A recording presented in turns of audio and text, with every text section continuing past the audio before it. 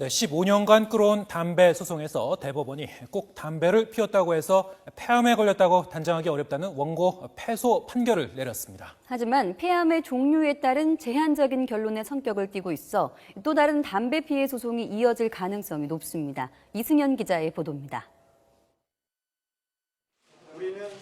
15년 만에 판결이 내려진 이른바 담배 피해 소송의 첫 시작은 지난 1999년이었습니다.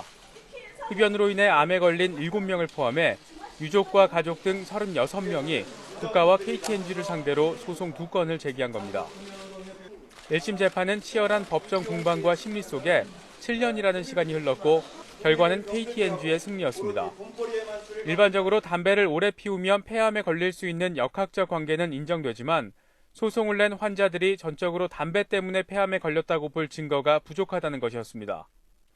그리고 5년 뒤 항소심 재판부도 역시 흡연자들에게 패소 판결했지만 폐암 환자 7명 가운데 4명은 흡연과 폐암의 연관성이 인정된다고 판단했습니다.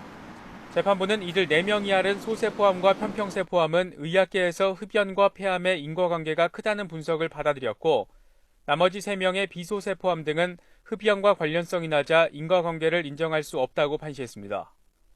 대법원의 판단도 크게 다르지 않았습니다. 대법원은 원심이 일부 흡연자에 대한 폐암과 흡연의 개별적 인과관계를 인정하지 않은 것은 타당하고 KT&G 담배에 결함이 존재하거나 고의로 거짓 정보를 제공하는 등 위법 행위가 있다고 보기도 어렵다고 밝혔습니다.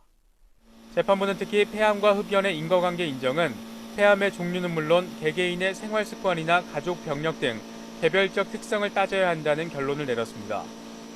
그러면서 원심이 흡연과 관련성을 인정한 4명은 상고심 소송 대상이 아닌 만큼 나머지 3명에 대해서만 다시 심리한 것이라고 설명했습니다.